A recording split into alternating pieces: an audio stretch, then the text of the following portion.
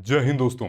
जब से आईएएस पूजा खेड़कर की न्यूज आई है कि उन्होंने फेक डिसेबिलिटी सर्टिफिकेट लगाकर अपनी रैंक इंप्रूव की है यूपीएससी में, तब से यूपीएससी का जो मेडिकल एग्जामिनेशन कैसे कंडक्ट होता है उसके बारे में खूब सवालिया निशान उठ रहे हैं।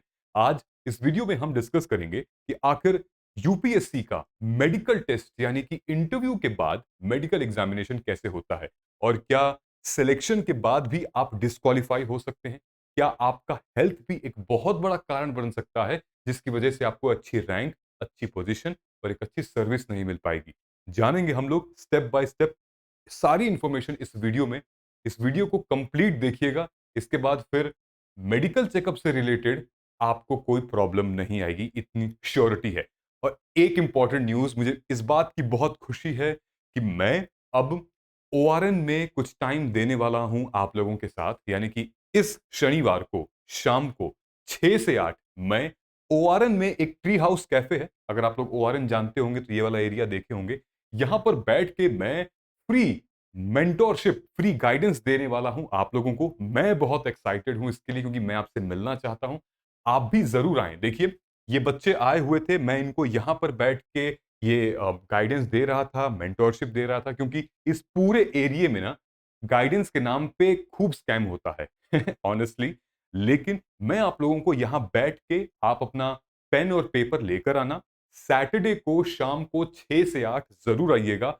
मुलाकात भी हो जाएगी, वन टू वन पर्सनली बात भी हो जाएगी और आपकी प्रॉब्लम भी सॉल्व हो जाएगी। दोस्तों, क्योंकि यहां पर ना सर नहीं है, यहां पर भैया है। आप लोग मुझे सर कहकर मत संबोधित किया करिए, आप लोग भैया कहकर संबोधित किया करिए, क्योंकि मैं नहीं चाहता कि मैं टेबल के उस साइड बैठकर आपके आपसे प्रॉब्लम पूछूं। मैं चाहता हूं कि बगल में बैठ के आपके कंधे पे हाथ रख के मैं बोलूं सब कुछ ठीक हो जाएगा, ऐसे करो। ये मार्गदर्शन हम देना चाहते हैं। जब मुझे बहुत अच्छा लगता है जब पेरेंट्स फोन करके हमें कहते हैं कि हमारा बेटा जो है वो ओआरएन में है, हमारा बेटा मुखर्जी नगर जा रहा है, आप देख लीजिएगा, आपके साथ बहुत अच्छी साठगांठ बन सकती है उसकी। तब कॉन्फिडेंस आता है यार कि पेरेंट्स भी हमारी वीडियोस देख रहे हैं और वो अपने बच्चों के लिए हमें चुन रहे हैं। तो बहुत गर्व होता है अपने आप को। यही बच्चे हैं। आज हमारा एक सेशन भी है इनके साथ, जिक्र इनके साथ बहुत अच्छा हम लोग करने वाले हैं। तो आपको यहाँ पर एनालिसिस करनी है। अगर आपको एक पर्सनल गाइडेंस में एनरोल करना है या ग्रुप गाइडेंस में एनरोल करना है, इन दोनों में क्या फर्क है आप देख सकते हैं वीडियो पॉज करके, या फिर हमारे टेलीग्राम चैनल पे आप चले जाओ, वहां पर भी आपको दिख जाएगा। ये व्हाट्सएप नंबर है, तुरंत आप कॉल करिए, व्हाट्सएप करिए और कमेंट सेक्शन में गूगल फॉर्म उसको फिल करिए डिटेल में। और ये सारी चीजें आपको 12 महीने तक वन टू वन हम लोग कनेक्टेड रहेंगे, क्योंकि 2024 का भी एग्जामिनेशन आप क्रैक नहीं कर पाए, उसका क्या रीजन था, 2 साल से क्रैक नहीं कर पाए उसका क्या रीजन था, हम सब कुछ डिकोड करेंगे। और we are just one step away. ठीक है, आप मेरे इंस्टाग्राम को, ट्विटर को फॉलो करिए, हम लोग उस पर भी काफी अपडेट्स डालते हैं। और टेलीग्राम को तो छोड़ना नहीं है, फॉलो करके रखना है। टेलीग्राम पे काफी इनिशिएटिव्स आने वाले हैं, करंट अफेयर्स और जीएस से रिलेटेड। अब मेडिकल एग्जाम से रिलेटेड चलते हैं कि भाई यूपीएससी में मेडिकल एग्जामिनेशन इंटरव्यू के बाद कैसे होता है, वो हम बात करेंगे। मेडिकल टेस्ट कहां होता है, मेडिकल टेस्ट में क्या क्या होता है, मेडिकल टेस्ट का क्या प्रोसीजर है, मेडिकली अनफिट होंगे तो उसके बाद क्या होगा, और सिलेक्शन के बाद भी रिजेक्शन कैसे मिलता है, ये सब हम बात करेंगे इस वीडियो में। तो सब्सक्राइब जरूर कर लीजिएगा और शेयर भी कर दीजिएगा उन एस्पिरेंट्स को जो कि परेशान हैं और कंफ्यूज्ड हैं मेडिकल चेकअप को लेके। ये है पूरा रूल्स, नियम, central civil services medical examination rule. इस रूल को मैं डिस्क्रिप्शन बॉक्स में लिंक लगा दूंगा, आप देख लीजिएगा। ठीक है, डिटेल में आते हैं क्या है ये। जैसा जिस दिन आपका इंटरव्यू होता है, आप इंटरव्यू देने जाते हैं, अंदर आप जाते हो तो आपको एक सिग्नेचर करने को मिलता है। आपको एक आपकी एक फोटो खींची जाती है और आपको थंब इंप्रेशन देना होता है। जैसे आप इंटरव्यू दे के बाहर आते हो, आपको एक लेटर मिलता है। वो खुफिया लेटर होता है आपका अपॉइंटमेंट कहां पर, हॉस्पिटल का। वहां पर आपको जाना होता है। उस टाइम पर आपको यह पता चलता है कि मुझे इस हॉस्पिटल में जाना है। तो यूपीएससी का जो मेडिकल चेकअप होता है वो लगभग 6 से 8 हॉस्पिटल हैं डेजिग्नेटेड, उन्हीं में होता है। अब चाहे वो एलएनजेपी हो गया, चाहे वो लोक नायक हॉस्पिटल हो गया, एम्स हो गया, सफदरजंग हो गया, और भी कई सारे हॉस्पिटल हैं जहां पर ये मेडिकल चेकअप होता है। इन हॉस्पिटल्स में यूपीएससी द्वारा ऑलरेडी बताया जाता है कि आपको मेडिकल बोर्ड एस्टैब्लिश करना। सोचिए, सिर्फ आप लोगों के लिए एक मेडिकल बोर्ड एस्टैब्लिश होता है इन सारे हॉस्पिटल्स में, और जब आप जाते हो तो आपकी प्रायोरिटी टेस्टिंग होती है। कोई भी परेशानी आपको नहीं होगी। इतनी लंबी क्यू लगी रहेगी, उसमें भी कोई दिक्कत नहीं। लेकिन अब भाई गवर्नमेंट हॉस्पिटल तो गवर्नमेंट हॉस्पिटल है, लेकिन आप तुरंत जाके यहाँ पर जो डॉक्टर साहब रहेंगे उनके कंपाउंडर से आप मिलोगे। तो उस दिन अ, जितने भी आपके इंटरव्यू वाले दिन जितने भी लोग होंगे उनमें से लगभग कई सारे लोग अलग-अलग हॉस्पिटल में डिवाइड हो जाएँगे। आपके साथ 5 से 7 लोग आ जाएँगे। उन सबका आपके साथ मेडिकल टेस्ट होगा। आप जैसे ही अंदर बैठेंगे, जाएँगे, कंपाउंडर साहब आएँगे, वो आपको एक स्लिप देंगे, जहाँ पर आपको अपनी डिटेल्स भरनी है। वो डिटेल भर के आप उनको सबमिट करोगे, और फिर वो बारी-बारी आपको, आपके कलीग्स को लेकर जाएँगे और मेडिकल टेस्ट कराएँगे। अच्छा, मेडिकल टेस्ट के लिए आपको, एक तो ये प्रायोरिटी टेस्टिंग है, आपको भाई 10 घंटे की फास्टिंग ज़रूरी है। जैसे यार कैसे हम बीमार पड़ते हैं तो फास्टिंग होता है, जैसे मेडिकल टेस्ट होता है, वही मेडिकल टेस्ट है। नॉर्मल प्रोसीजर है, हम बहुत हौवा इसको बना दिए हैं, कुछ नहीं है। बस नॉर्मल प्रोसीजर है। हाँ, यहाँ पर किसी एग्ज़ामिनेशन की भाई हम तैयारी करते हैं, वहाँ पर मेडिकल टेस्ट हो रहा है, और जब हम तबीयत खराब रहती है तो खुद ही हम करवा लेते हैं। 10 घंटे की आपको फास्टिंग करनी है। मेडिकल टेस्ट में क्या-क्या होगा? मेडिकल टेस्ट में फुल बॉडी टेस्ट होता है। क्या-क्या होता है फुल बॉडी में? भाई आपका सीबीसी होगा, ब्लड टेस्ट, एलएफटी, केएफटी, आपका थायरॉइड, जितने भी टेस्ट हो सकते हैं ना, मतलब शुगर, बीपी, एवरीथिंग, सब कुछ टेस्ट होगा। इनफैक्ट आपका eyes, hearing, vision, nose, in fact X-ray वगैरह, चेस्ट का सब कुछ, सारे टेस्ट होंगे आपके ब्लड टेस्ट से रिलेटेड। अच्छा, उसके बाद क्या होगा? जब ब्लड टेस्ट हो जाएगा, तो आपको एक्नॉलेजमेंट स्लिप मिलेगी। एक्नॉलेजमेंट स्लिप कि भाई आपका हो चुका है, अब आप जाइए। अब आप उस एक्नॉलेजमेंट स्लिप को 1 से 2 दिन में वापस से आप यूपीएससी जाते हैं, उसको सबमिट करते हैं। और ये जो आप रिपोर्ट होती है ना फुल बॉडी टेस्ट की, ये जो है वो मेडिकल बोर्ड डायरेक्टली यूपीएससी को भेज देता है, और वहां पर दोनों चीजें मैच की जाती हैं, और फिर आपका मामला आगे बढ़ता है। अब होता क्या है, कई सारे एस्पिरेंट्स जो हैं वो 10 घंटे की फास्टिंग नहीं करते हैं, तो उनका जो है ब्लड शुगर लेवल बढ़ जाता है। तो उसमें ऑप्टिमल लेवल जो होना चाहिए वो नहीं हो पाता है। कई सारे बच्चे घबरा जाते हैं, परेशान होने लगते हैं, तो उनका बीपी शूट कर जाता है 150, 60, 70। तो वहां पर थोड़ी प्रॉब्लम आने लगती है। हालांकि लोग कहते हैं कि थोड़ा आराम कर लीजिए 15-20 मिनट, लेकिन ये एक समस्या आती है जहां पर थोड़ा-सा मेडिकली अनफिट होने का डर रहता है। अब क्या है, यूपीएससी जो है वो अपने सर्विसेज को 2 हिस्सों में डिवाइड करती है। एक होती है टेक्निकल, और एक होती है नॉन टेक्निकल।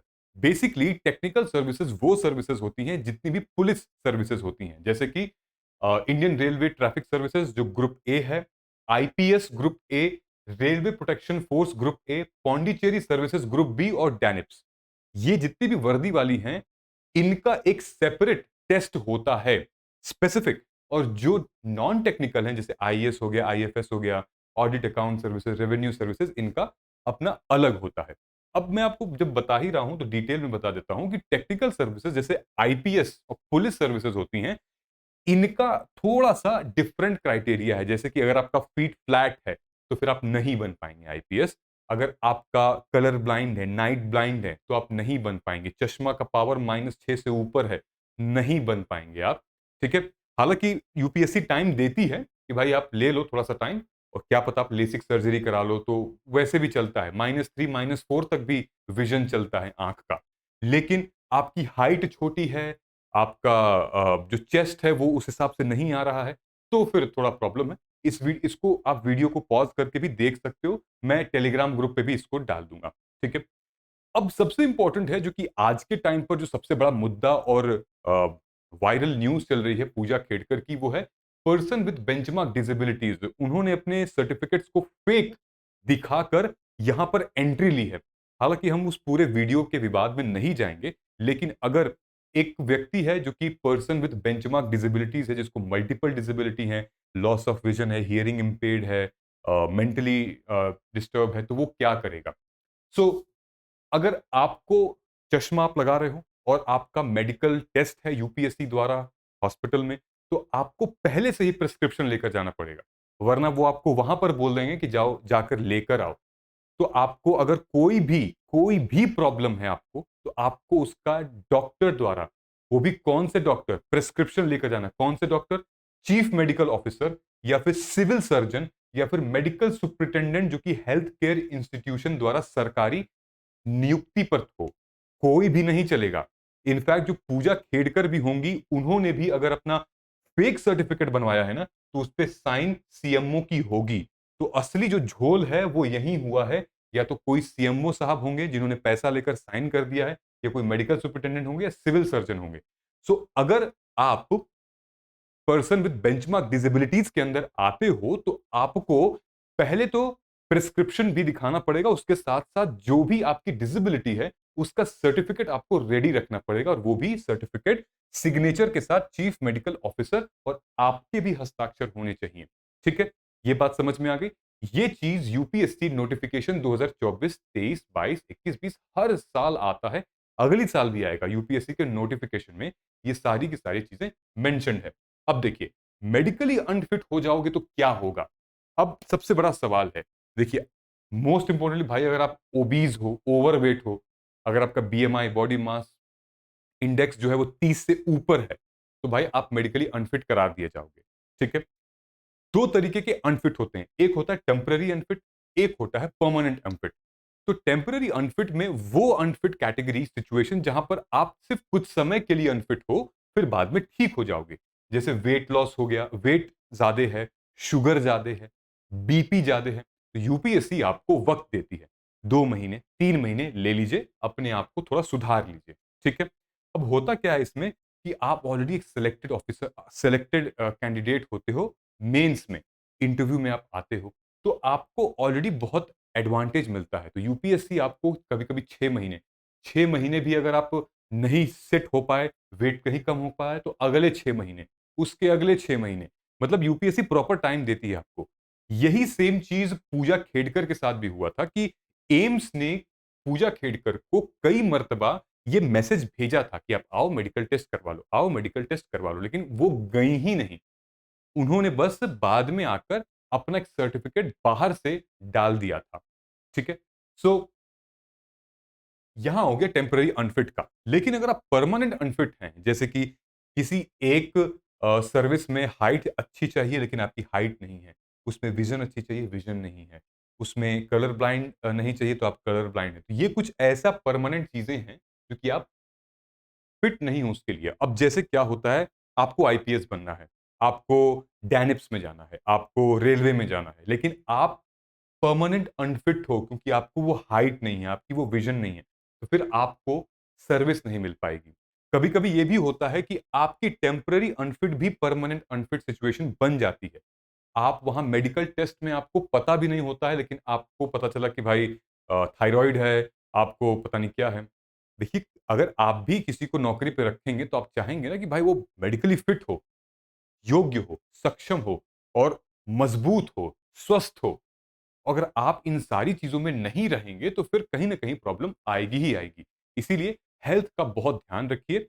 बहुत लोग बैठ के दिन-रात पढ़ते हैं, कमर में दर्द हो जाता है। बहुत लोग सिगरेट, दारू इतना पीने लगते हैं, खास तौर की सुट्टा, कि वो खाँसी आने लगती है, तो बाद में टीबी के शिकार हो जाते हैं। तो बड़ी सारी चीज़ें होती हैं, जो कि बाद में पता चलती हैं, तो हमें पछतावा होता है। तो ये ऐसी चीज़ें होती हैं। तो हाँ, सवाल का जवाब है कि अगर आप मेडिकली अनफिट होंगे, तो आपको आपकी ड्रीम सर्विस नहीं मिलेगी। बहुत कम ऐसा केस हुआ है कि मेडिकली अनफिट हुए हैं और कोई सर्विस नहीं मिली है। वो बहुत रेयर केस हुआ है। लेकिन अगर आप मेडिकली अनफिट हो और आप आईपीएस वगैरह देख रहे हो, तो वो आपको नहीं मिल पाएगा। तो ये कुछ ऐसी सिचुएशन है दोस्तों। आई होप चीजें थोड़ी सी क्लियर हुई होंगी, समझ में आई होंगी। अब भी डाउट होगा तो नीचे कमेंट करके आप जरूर बता दीजिएगा। और साथ ही में मैं फिर से बता रहा हूँ, सैटरडे को आने वाला हूँ old Rajendra Nagar tree house cafe. मैं टेलीग्राम पे डिटेल में डाल दूंगा एड्रेस। 6 से 8 आप जरूर आइएगा, पेन और पेपर लेके, और अपने सवाल लेकर आइएगा। और साथ ही में आप एनरोल भी कर सकते हैं हमारे में प्रीलिम्स गाइडेंस प्रोग्राम और मेंस गाइडेंस प्रोग्राम के लिए सेपरेटली भी। इस नंबर पर आप व्हाट्सएप कर लीजिए या फिर कमेंट सेक्शन में गूगल फॉर्म फिल कर लीजिए। आई होप क्लैरिटी आई होगी कंफ्यूजन से। मिलते हैं हम लोग अगले वीडियो में, तब तक नमस्कार, जय हिंद, जय भारत।